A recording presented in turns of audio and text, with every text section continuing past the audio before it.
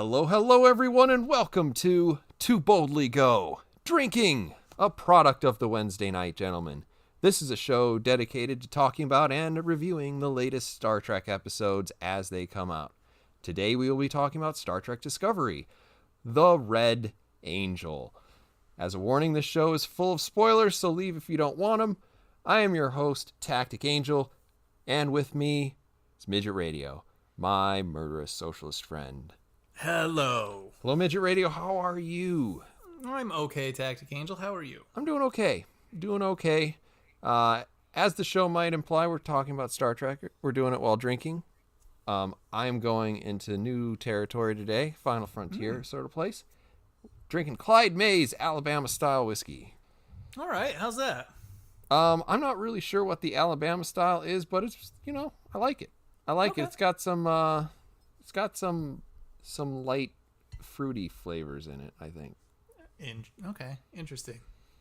It's not as fruity as you would expect, but it's got, I don't know, it's got a certain vibrance. Okay. We have unsophisticated palates. We're mostly like, I like booze or I not like booze. Whiskey works. And yeah. Some of it's gross. Yeah, some of it. What you got? I got the Bullet Rye. Back on the Bullet, and the rye is... And the rye, yeah. It's a lot of Bullet. Yeah, and those it's great. It's a brand new bottle. I'm so happy for you. I'm happy for myself. Thank you. All right, let's get to this, though. We have two pieces of housekeeping before we start. Okay. I made a horrible mistake a few weeks back. Oh, no. This show is actually 14 episodes and not 12. Oh, fuck. Okay. Which was kind of exactly what I thought. Okay. And, of course, we were greeted with the news that Anson Mount is out as Pike for Season 3.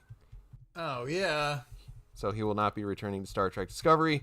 And for some reason, CBS, I guess, decided to leak that there was some sort of altercation on the set. I guess because they just like to kick people to the curb when they don't invite them back. Okay. Right? I don't know. There was a fight? I didn't know there was a fight. Not a fight. He touched the director. Okay. I'm not sure if that means bald fist, back of the hand, casual grace. Okay. I don't know what's going on. But for some reason, that was in the announcement that he was leaving, and I thought that was peculiar. Because, they did the same thing with Brian Fuller when he left, right?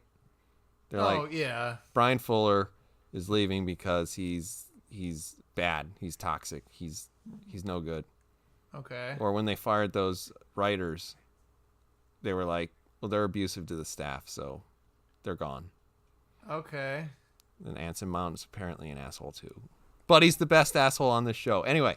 Yeah, okay. Oh, I thought it's him and Rebecca Romaine. Yeah. Does it count to say that Rebecca Romaine is not coming back? I don't know. I mean, I guess it does. I don't know. When I first saw it, I was like, okay, well, good. Because they're going to go back to the Enterprise. Of course, I guess they didn't say anything about Spock. You would expect Spock would go back to the Enterprise, too. You would hope to God. My God, that better happen. Can you imagine if they make Michael captain at the end of the season? Oh man. And then Spock has to serve under her. I hope he just disobeys everything she does. How's it feel? Yep. Enjoy this. Do you remember how this worked when you were not in charge? All right. That'd be pretty great. Well, we'll get around to the Red Angel. Okay, this is an episode, once again, that starts out with a voiceover, as all great episodes of Star Trek Discovery do. Yeah. It has a lot to do with time travel, so I feel like the only logical way to go through this is chronologically. Okay. So anyway, we start at a funeral. This is one that extols the values of Commander Arium, who was so fiercely loyal to her crew, ignoring that bit about trying to kill them. Turns out it's an around-the-room affirmation of a character we barely knew.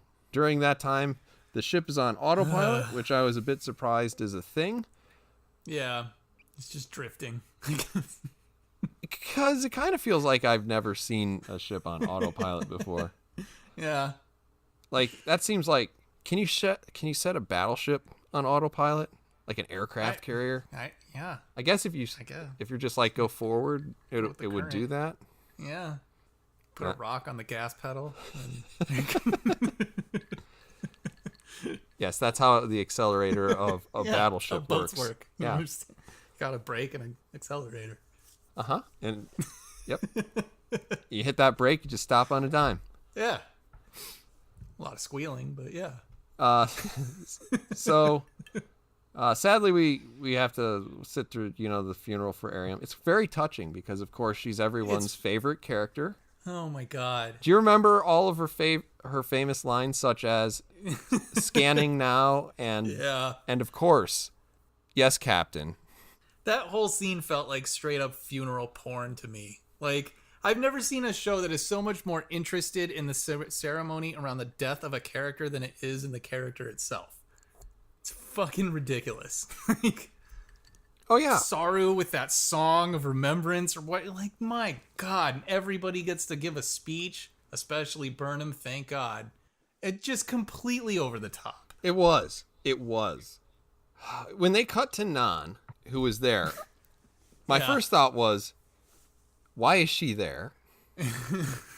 And my second thought was, oh God, don't make her talk. Yeah. Commander Ariam meant a lot to me, particularly when she punched me in the face, kneed me in the stomach, and then ripped all the hardware out of my head. Yeah. That's fucking asinine. Yeah. God, and it went on for so long. It was strangely long. I couldn't help but think of the Orville because, of course, there was also singing on that show this week. And I was like, oh, yeah, there was. I want to go back and watch that. I'm actually looking for it. Yeah, I really enjoyed that episode of the Orville. But, yeah. We'll talk about it at the end of the season. Yep.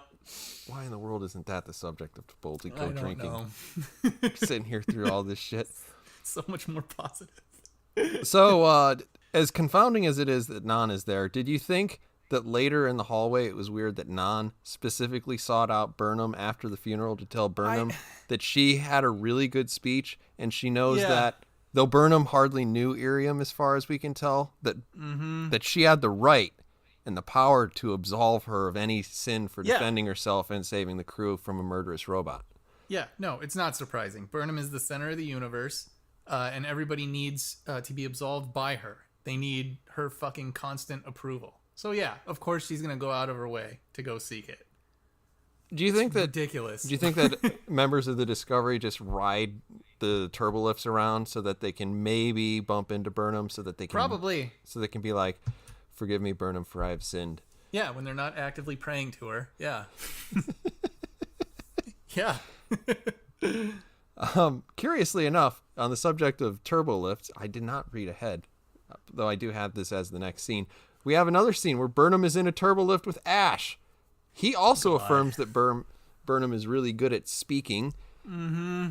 But Ash works for Section 31, so even though Burnham is super into him again, she can't let herself be emotionally vulnerable since he works for an organization that probably eventually helped to create the intelligence that sent information back through time that got into Iriam's head and led to her death. Plot. Yeah. Yeah, he's bad for that. I have to say, this is the most creative way of saying I'm not really into you that I've ever heard. Takes a long time to say it, but yeah. Usually they just say, I prefer that we just be friends. Yeah. Right? Yeah. I don't think she wants to even be friends, though, right? She's kind of like... She's so disappointed. I don't know. This kind of felt like she was like putting the hook in him, but also like yanking it about, because this kind of comes up later, unfortunately. Okay. Yeah. Yeah. So we move straight onto a conference room scene. We have actually a record number of people talking for a record number of lines while sitting at a conference table. I counted 4 people standing or sitting and 1 person standing. That person is Pike, and he's pretty close to scenery at this point, so we're counting it. Yep. Yep, pretty much. This is when they talk about when they talk about how to get the Red Angel, Or like, it kind of, like, they start out the conference with saying, Spock basically says, talking about the Red Angel is pointless because the Red Angel travels through time. So we just, there's nothing you can do. yeah. That's that scene. Okay. And then they talk about it a lot, which I appreciate because conference room talking, yeah, it's nice. theoretically good, Yeah. doesn't go anywhere. Yeah. And also, if you let all the air out of the tires at the beginning of the scene by saying that none of the dialogue in this scene will matter, then just don't have the scene. Yeah, I mean, that makes the most sense. So Tilly barges in, and is she getting more awkward? I don't know. Because it kind of feels yeah. like she's a parody of herself. Yeah, it does. Yeah, especially in that particular instant. Yeah. I don't know what that was about. Well, like, she did the same thing last episode or an episode before where she's like, oh, hi, Admiral. I was just letting you know I'm not usually a fugitive from the law. And, you know, like, I try to do all the things right, except for this one time at band camp. God, yeah. It'd be funny if she said, when I stuck a flute in my pussy. I'd listen to that on Star Trek. It may as well go there. We have scenes that aren't that far from that in this. Yeah. Yeah, I don't know. That first one, like, it's almost forgivable because she's surprised that the Admiral is there or whatever. You're like, okay, I can get that. She doesn't want that mutiny to look bad on her record. Yeah. This one is just dumb. Doors open. They open. Whatever. I think that she does it again in this episode while on the bridge, but I didn't. Yeah. It wasn't memorable enough for me to write it down. Yeah. So Tilly tells everyone, Michael, you are the Red Angel. Yeah. And then Michael looks like she suddenly has diarrhea. Yeah. I laughed a lot. Sonequa Martin Green's face went, ugh! And I was like, oh, no. I mean, I guess that's what everybody was expecting, but man, it's just so clever. It's so clever. Yeah. Let's not ruin it. Yeah. So we go to Med Bay. Okay. So we're in the Med Bay where ex-boyfriend turned resurrected snot monster confirms that Burnham is a 100% neurological match if you don't count all the mental anomalies. Sure. Midget radio. When a doctor who couldn't even tell the difference between a human and a Klingon, Yeah. a distinction that your average security officer can make from ranges of hundreds of miles, were you at all surprised that he was wrong? I don't think he was a very good doctor. I think that in an age of medical malpractice and skyrocketing liability insurance, there's no way that he would be able to practice medicine in the 20th century. Yeah. He would kill so many people. He's very confident. I think that's the problem. Just very confident about these extremely wrong results. I double checked. I'm never going to get over the Klingon thing. As it turns I passed out, the initial scans, but when I went back and actually did my job, I noticed there was a whole lot of stuff fucked up about you. Like, it's like my initial. What was your initial scan, Hugh? It's like, well, I looked at him and he's got two arms, two legs. It seemed like he had 10 fingers on his hands, and that's kind of where my diagnosis stopped. Oh, he looks human. It's good enough. Whatever. Great. He breathes air. It's fine. Oh, Hugh Colbert. She is a perfect match. 100% exact. 100%. Yeah. Except for the anomalies. Except for those things. What do you mean anomalies? What are you going to do? What I mean is, like, That's noise. there's a certain amount of variance that you see in everybody's brain, and there's no way for a computer to identify it, but because if you were to make a fake scan, we would be able to identify it because we would know. And you're like, is this like the infrared thing again? Right? Don't you want to be like, Hugh, what's the calculation with the anomalies? Like, if you factor in the anomalies, are we still at 100%? Or are we more at like 15? So, but it's it's just the things that he's saying are mind-rendingly silly because you're like, if the anomalies you can tell are fake, then why can't you spoof them? Because create an anomaly, and then when you look at it and you're like, well, that doesn't look right, then Yeah. create a different one or fix it. Yeah. Make it look right. This guy's incompetent. Yeah. It's pretty. I mean, yeah. God. This does have a couple of those Spock sort of lines, though, because Pike says to Burnham that one day you're going to wake up and in a fit of narcissism try to single-handedly save the galaxy. Yeah. And Spock's like, hey, actually, this kind of fits. Yep. That's Michael Burnham. Spock, like, I don't even see him as Spock anymore. I just see him as somebody who's throwing accurate verbal jabs at Burnham. And I appreciate him for that. Yeah. I really do kind of love it. It never gets old to me. This episode's also kind of the funeral for that, though. I know. That's just my prediction. So, another curious thing starts in this scene, and it continues throughout a lot of this episode. They start talking about Burnham as the Red Angel and how to trick the Red Angel, how to get her. Yeah. And Burnham is in the room. Yeah. I can't. I know. I know. This is like phoning up the Kremlin Yeah. in the 80s and trying to figure out Yeah. how to defeat the Russians.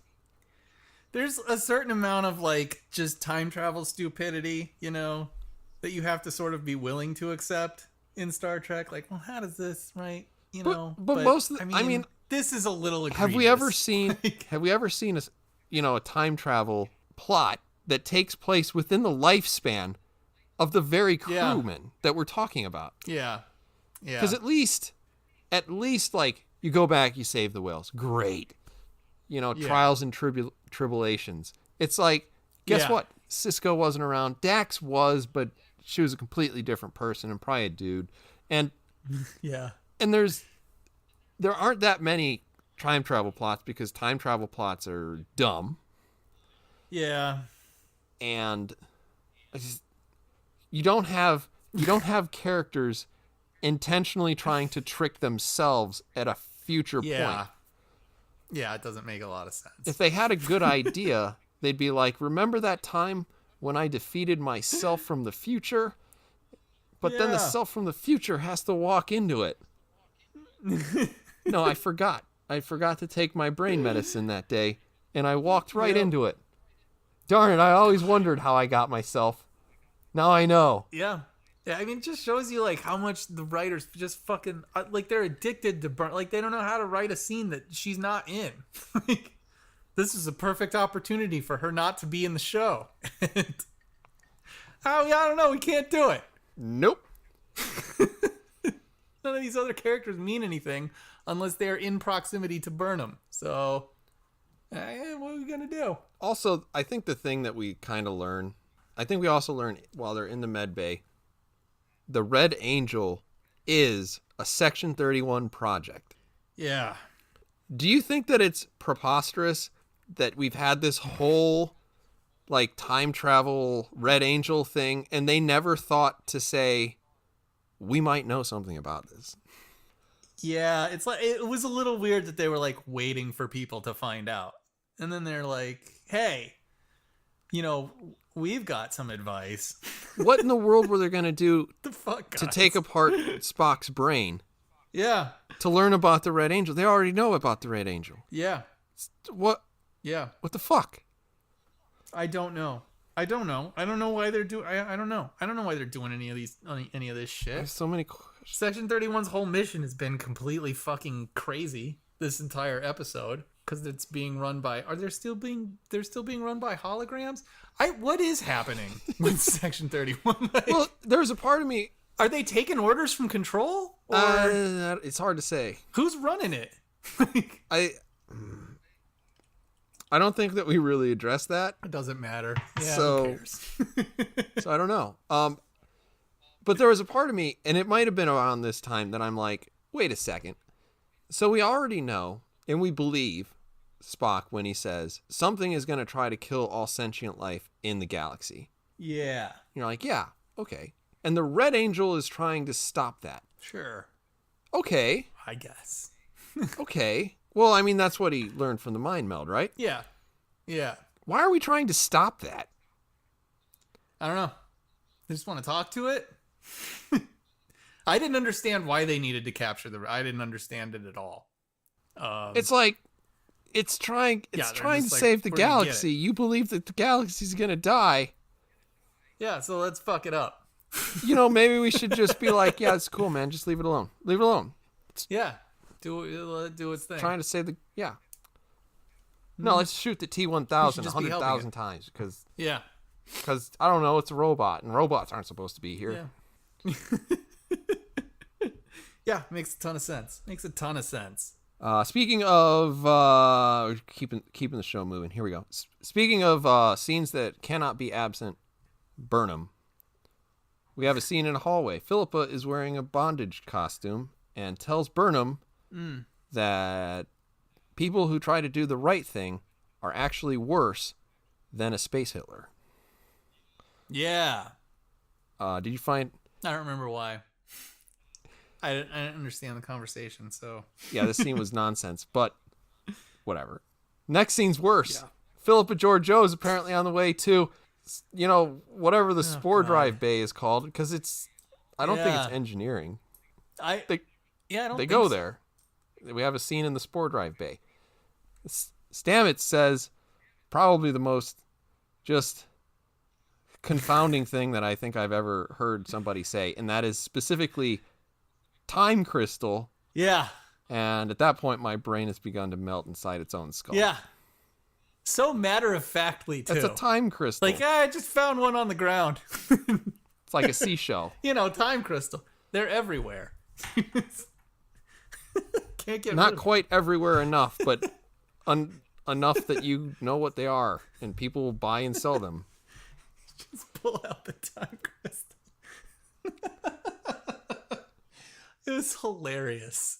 I was like, couldn't you guys think of just say you pulled out the battery or something, but the time crystal, probably yet another artifact found on Vulcan, I'm sure. A stable quantum anomaly contained within something.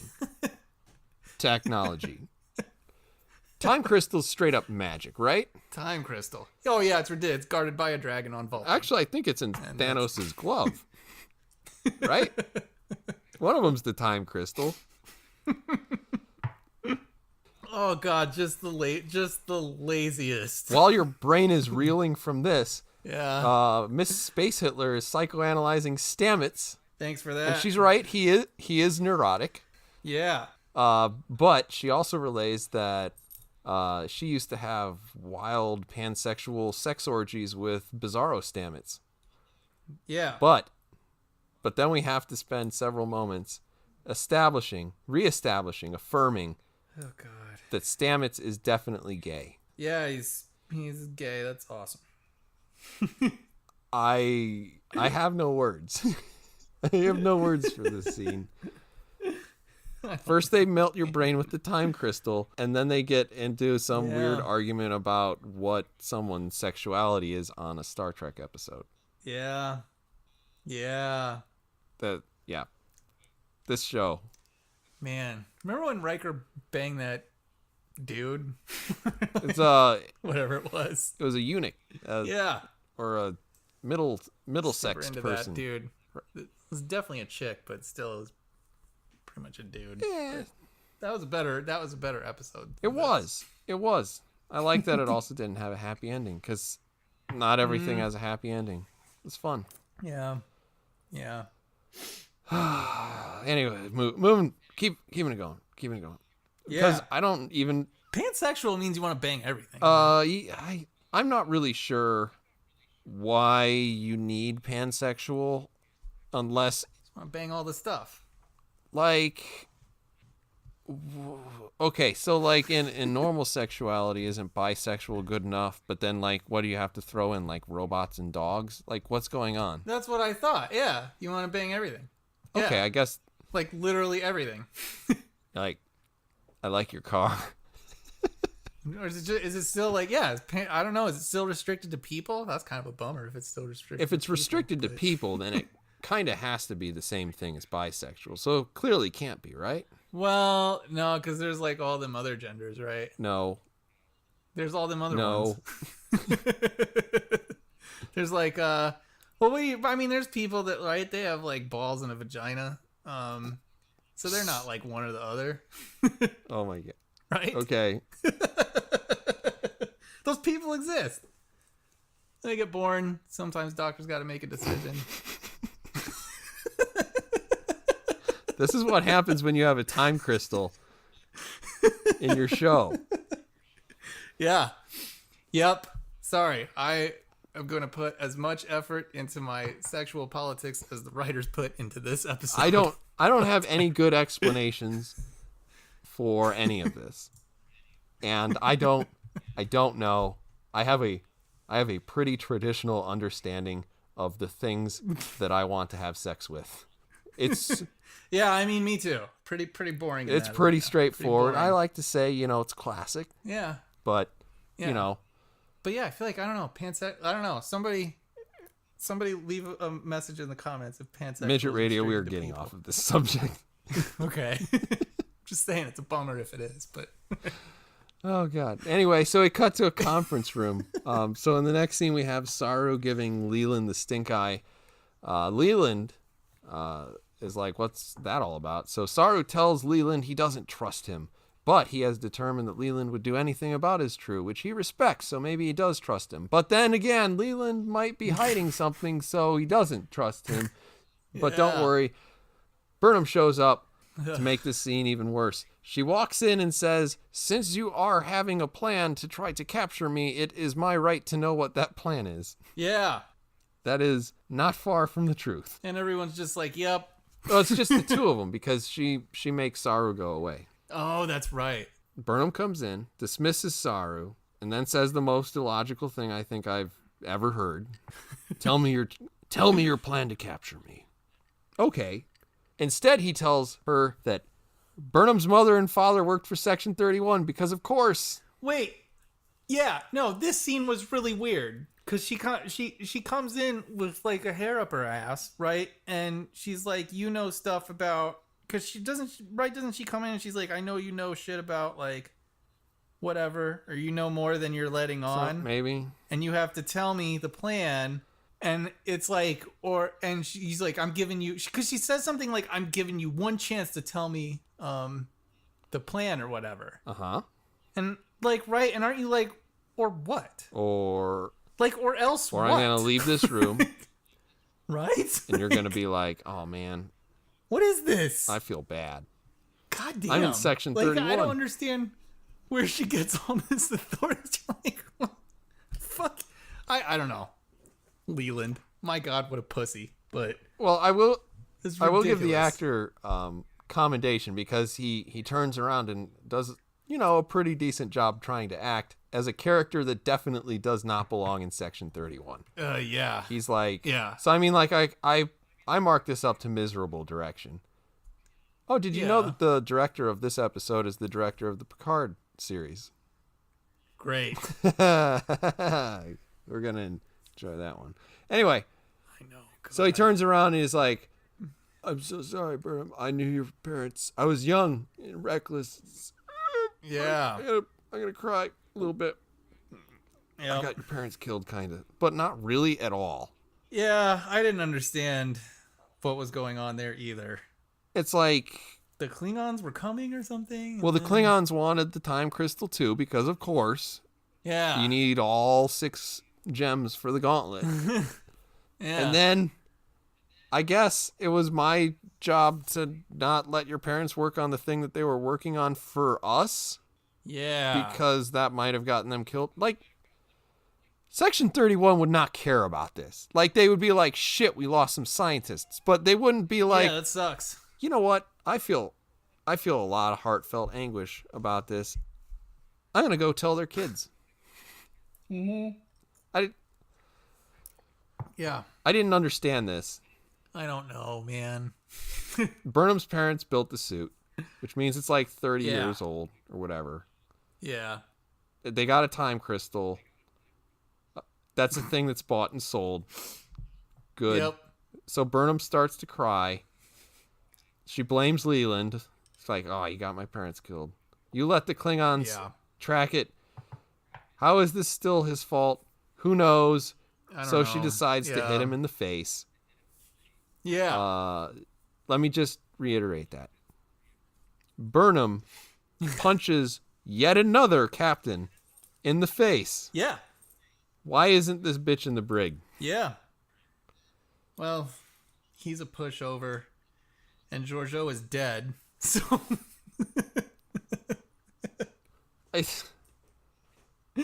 first time she attacks her captain and tries to start a war. Yeah. Which she's ultimately successful at. But now she's just beating up captains because she wants to. And she has some personal beef with them. Yeah. Just imagine if Pike didn't let her go on an away mission. Oh, I know. She'd punch him and then he'd apologize. I'm sorry. You should go. You take my place. Yeah. You want this chair? You're right. Yeah. Yeah, pretty much. Okay, so I said that we were going to come back to this. The next scene we have Ash and Burnham. I think he's off somewhere science-y or engineering-y. Oh, yeah. And if the first scene wasn't bad enough between Ash and Burnham, she tells Ash that he's a son of a bitch for working with the organization that created the Red Angel, which is, incidentally... Which is her parents. something that is nearly true for her, right? Because I mean, other than the son of a bitch part, because that would only be true if she had a penis. True. Though we don't know that she doesn't. So... maybe she identifies as male. I don't know. Maybe she's one of those people that you were talking about earlier. Yeah. I believe it. Yeah. You'd have to be pansexual to want to bang her.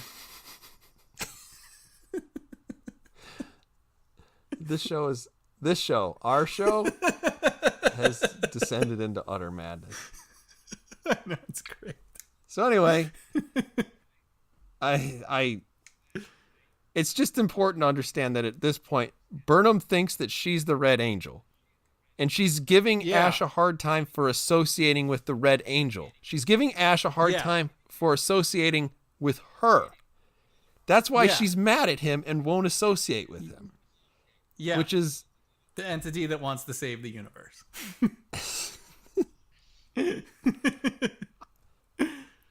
Yeah, no, it makes tons of sense. You son of a bitch. You want to associate with me. How dare you? Yeah. Don't you know who I am? I am the bastard who's going to try to save the galaxy. Yep. With a time crystal. So anyway, we cut from here. Spock catches up with Burnham. She needs to, like, blow off some steam in a serious way, so she's beating the shit out of some dummy. Yeah. I don't understand this scene either. I don't understand, why is Spock here?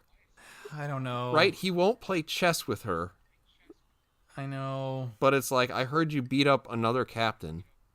Yeah. So I thought I would come by and talk. Yeah. Yeah. I don't know. I don't understand it. I think it's supposed to be the reconciliation or whatever. Yeah, but Spock is a completely different character in this. Yeah, it doesn't make... I don't understand why. I don't understand why he cares. You know. It doesn't address whatever animosity there is supposed to be between you them. Were a child. Like the mean words, you know. And even though your mean words have changed the entire course of my life, I forgive you. Yeah. Great. Yeah. Okay, you have nothing for that. No. So we cut to another scene. They're in the shuttle bay. And a few moments after the scene starts, we see that the shuttle bay shield has actually engaged, which makes you wonder, sweet baby Jesus, why don't you suck all of these characters into space? Why didn't that happen at the beginning of the scene?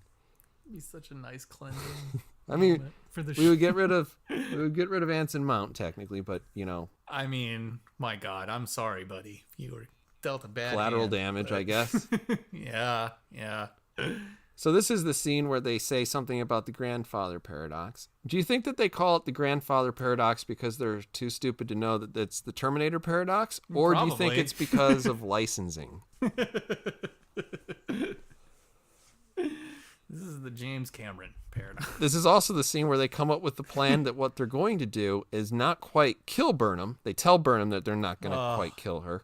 Yeah. So that Burnham can come and save herself, which means that she's in on it. Burnham knows that she's not actually in any danger. Yeah. Also, okay, objectively, how dumb does the Red Angel have to be to know that Starfleet won't kill someone by strapping them to a chair and exposing them to a really hostile whatever?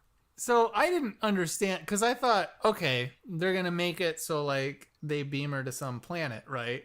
And something goes wrong with their spacesuit, and then she's dying. And I don't know, there's some issue with the transporter, Nope. right? They're going to set up all this technology. What the hell was that? They're going to have other people standing just off to the side being like... Just torturing her, basically. They're just going to torture her to that's death. the thing. Like, if you were smarter about this, you would have the scenario where, like, Burnham wasn't aware. And she'd have, like, that Wesley Crusher experience where she actually thought that somebody was dying. Yeah. Except at this point, like, Burnham is put in a situation that would very likely kill her. And they'd have to be willing to let Burnham die for this plan to work. Yeah. Provided that you believe in the Terminator paradox. Yeah. It doesn't make sense for Starfleet to do this. No, it doesn't. And it doesn't make sense that they would explain it to Burnham, which I've been over several times. But I just cannot. Yeah. I cannot tell you, listener, just how stupid that is. It's really thoughtless. Yeah. It's extraordinarily thoughtless.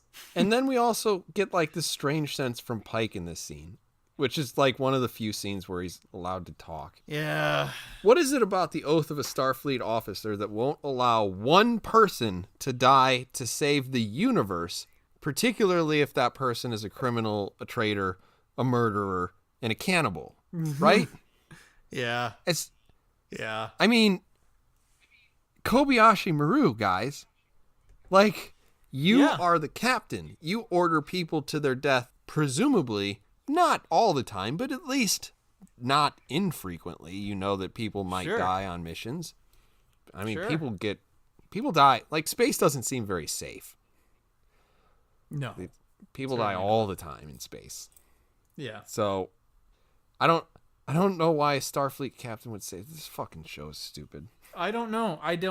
Like, because like the show is just the whole plot line. It's such a house of cards that it can't support all of the emotional weight that it wants to give these kind of scenes.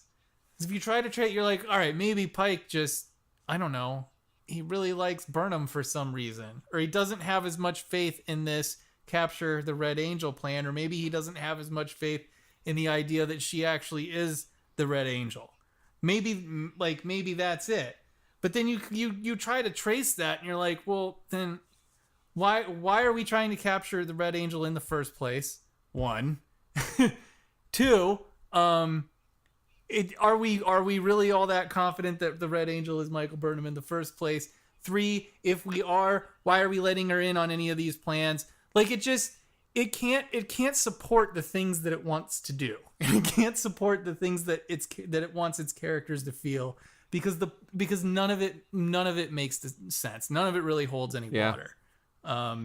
So you just watch these scenes like, yeah, okay, fine. I don't know. I guess we have to pick someone out of a hat to express a lot of like regret and fear and remorse that Burnham could actually die. Let's just pick Pike. We'll just give him this scene for some reason instead of... if I had jumped in while you were like the 15, 20, 30 second mark of that spiel, I would have said something like, maybe Pike's the type of person who endangers himself recklessly and occasionally loves the will she, won't she sort of aspect of their relationship vis-a-vis punching him in the face. he's always like living right on the edge of, will I get punched in the face today by my science officer or won't I? Yeah. How exciting is this? Why not? I was pretty sure Saru was going to do it, but maybe today it'll be Burnham. Yeah. Then I get to apologize. I'm sorry. Did my face hurt your favorite hand? thing to do. Anyway, we move forward. We're going on to another scene with Michael and Ash. Actually, they covered a lot of ground in this episode, and damn it if nothing in the entire show makes any sense. And honestly, like, there was part of me that was, I kind of felt the same way about this a little bit that I felt about the first time we see Spock and Burnham, and they have to, like, go over their whole fucking family history. Because a part of me was like, maybe like the showrunners, maybe there's been a change and like they're really bored with this Red Angel story and they know how terrible it is and they just want to get it out of the way. I don't know. But I don't think that's at the pace case. they're going. I imagine that we're going to see a lot of crap in the next 3 episodes. Probably. But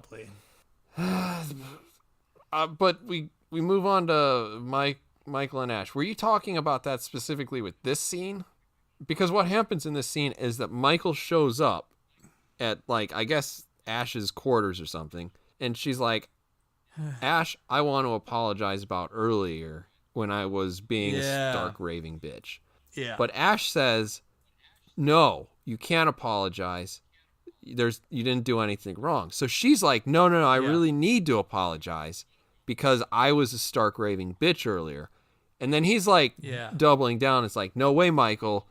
You're always right. And I'm just lucky to know you and share screen time with you. And then Sonequa Martin Green starts crying again. So oh my God. She cries like 5 times in this episode, I think. It's like the funeral. She's so close to a Vulcan. She's just right there on the... Oh, just the same thing. Right on the cusp. Yeah. Emotionally stunted person. Yeah. Fucking psycho. This is actually kind of a scene that I started getting really annoyed. It's like, God, I started to like Leland a little bit. Really? And it's mostly because Leland is kind of antagonistic to everyone else. And it's just like, it's like when I'm watching Game of Thrones and it's like Cersei. I love Cersei because Cersei kills all of the characters that I don't care about. Yeah. Which is almost all of them. Oh, man. Lena Headey.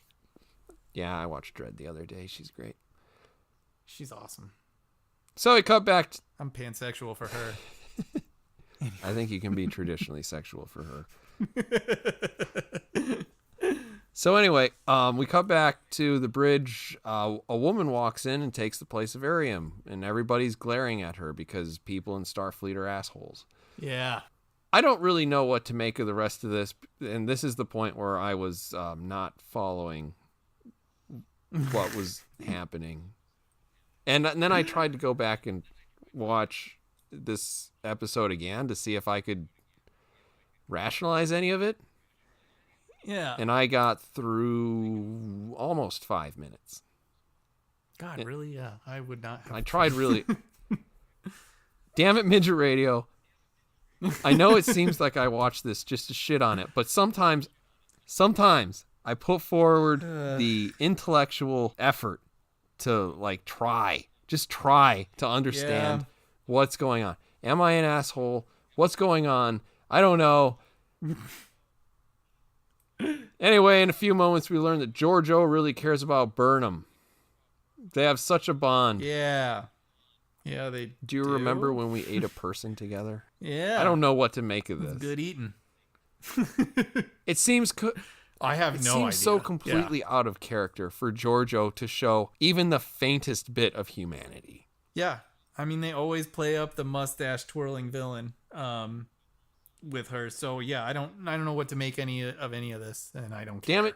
Midget Radio, you're like batting 0 for all of my questions today. I don't know what to tell you. I got nothing for any of the things that happen in this show except when Spock insults Burnham. So those parts I understand. So they put Burnham in a chair and they try to kill her, right? And they're like, "Oh, it's not gonna work. It's not gonna work." Yeah. And then they're like, "We gotta go in there, save her." Yeah. And then Spock's like, "Nope, we're not gonna do it." Yep. And actually, can't do it. If you believe in this in anything. If this plot makes even the most minuscule amount of sense, this is actually the most logical thing that happens in the entire show. Because the only thing that would make Michael come back to try to save herself would be if she was in actual mortal danger, right? Yeah. Because otherwise it's just like, the people resuscitated me. Yeah. But it's also mind-rendingly stupid, because if Burnham dies, there's no way she's coming back to save herself. Yeah. That's how time works.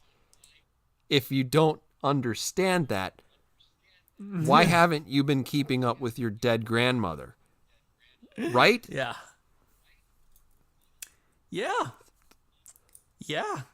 Doesn't make any sense. The writers have to think that we are just fully retarded. Well, they already put us through a space hamster that pilots a ship through a mushroom universe. How low do they think the bar is? Well, at least you could say it was another dimension, and maybe matter can be created or destroyed in that place. But we all know how time works. Yeah. You have a certain amount of it, it moves in one direction, and then it's over.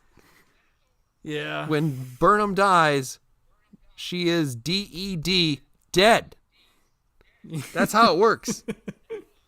Yeah. No more Red Angel. So anyway, Burnham starts to die. Then the red shit starts to show up. Yep. Leland has to stick his face in a thing, I guess. I don't know what he was doing. What was he doing? It's a security override thing. Oh. Why are there spikes in the security override thing? Just in case, I guess.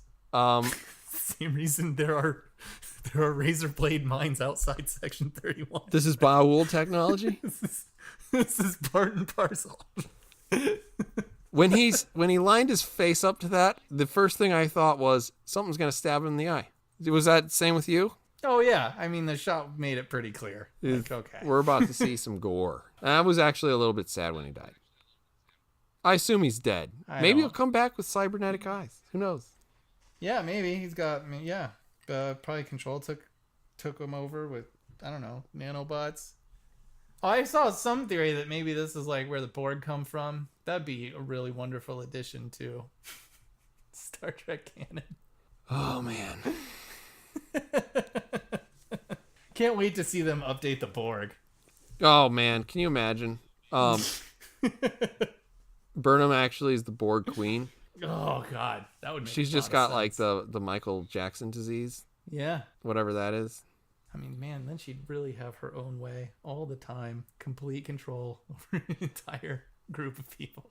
Always telling them what is right to do. But the Borg queen is less psychotic than this character. And she doesn't spend all of her time crying. It's like, oh, Picard, I'm just so lonely. Oh God, I know. Why won't you be with me? I'm just looking for an ego. I want Locutus back. Yeah. But maybe I'll have Data instead. I don't know. Yeah. Oh, he tricked me, broke my heart, and melted my face. What a dick. It's rough. It's rough loving an android, I guess. Yeah. Did you laugh when Burnham died? I did. Yeah, good. I did too. Yeah, I did. It was the best. That all took a really long time, and I was actually like a little worried about myself. Why is that? So I was like, well, there's something just kind of great about watching Burnham die. And then also like, am I a bad person? And you're just like, oh no, that's not the right thing to think. I shouldn't be having these kind of thoughts. Hey, what can you do? What can you do? I understand. But yeah, I just feel like this sense of relief. But it's like being waterboarded. This show is like being waterboarded. Yeah, it really is. Ugh. I will address. I did write this down because I wanted to address it. Okay. At a couple of times in the last couple of shows, I have suggested maybe they should beam someone somewhere else. And they specifically address that site-to-site teleportation is a possibility. That's right. So, everybody on the bridge is an idiot. Yeah. And they've been an idiot for a long time. Yeah. Everybody who writes this show's an idiot too. Yeah. I just don't understand. And we have, like, seriously, throwing in a bunch of stupid tech into this show, which throws it a little bit out of continuity, fine. We could probably get over it if it was a good show that had good characters and good writing. Yes. Or even 2 of the 3, for God's sake. Yeah, my God. Or any of them would be preferable. But the point is, like, the lapses in common sense in this, and like the internal inconsistencies. It's like, we know how time works. Yeah. If you're telling me that you can do site to site, why aren't you making rational decisions? Yeah.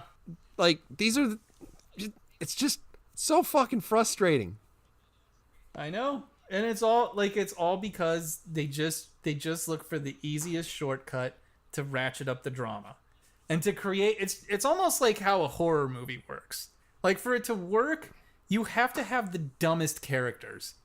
You have to have stupid people involved.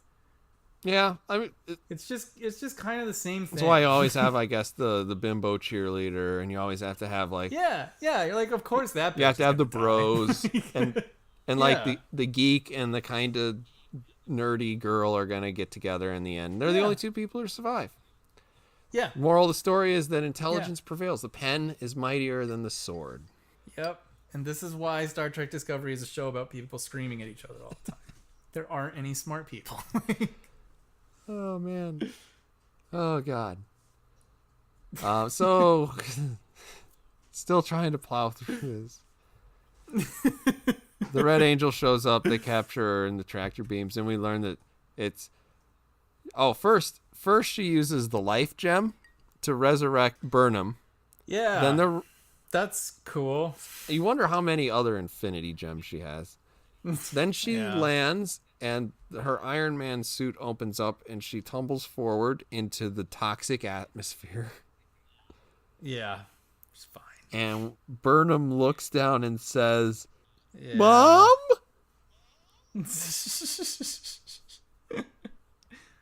It's actually Kima from The Wire, for those of you who enjoyed The Wire. It's exciting that Kima is employed. Yeah, I'm glad she's still getting work.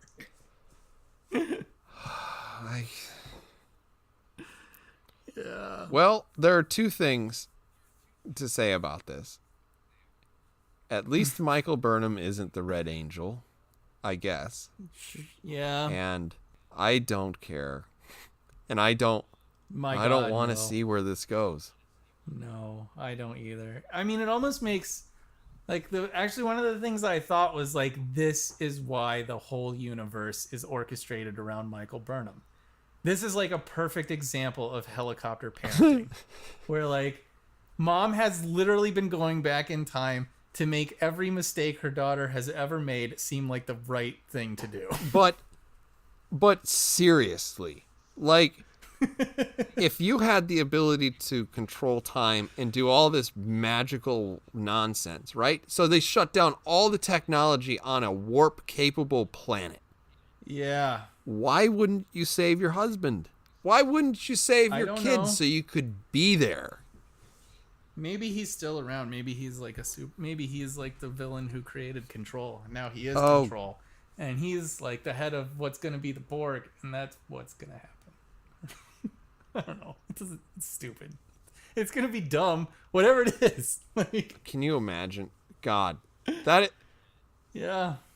That is such a bad idea that you've almost completely convinced me that it's going to happen. Oh, of course. Michael Burnham's father created Control. He's a fucking asshole, just like every other man on this show. Yeah. Good. Sure. Good. Sure. Yeah. Why not? And then it'll be like, mom's always right, dad's always wrong. Great. Another stupid fucking one of those. I did not watch the previews for next week. I don't think I did either. I don't want to think about next week. I don't want to know. I don't care. I'm ready. I'm so excited for this to be done. I hope that the sun explodes on Wednesday. Yeah. It'll be all right. I could probably handle that. This was episode like what, 10, 11? What do we have 10, left? 3 or 4? I think. Okay. No, That's not 4. bad. I think we can 4. That sounds Then they'll finally be done with 33% this. worse. And then we have next season, buddy. Yeah. God, at least we'll have some time. Recover. Yeah, we can talk about the Orville. My poor liver. Probably talk about the Expanse. Yeah. Both of those shows better. Yeah. Much, much, much better. Actually enjoyable. Yeah. Okay. I think that we have come to the end, though, right? Yeah. Okay. Yeah, I'm Let's put a good. fork in this then. This has been the Wednesday Night Gentleman on the latest Star Trek Discovery episode. Thank you, everyone, for joining us on this brief trek. Think about hitting the like or subscribe button and join us more. It's time for us to boldly go. Bye-bye. We'll see you on the next one. Oh, okay. Bye-bye. Perfect.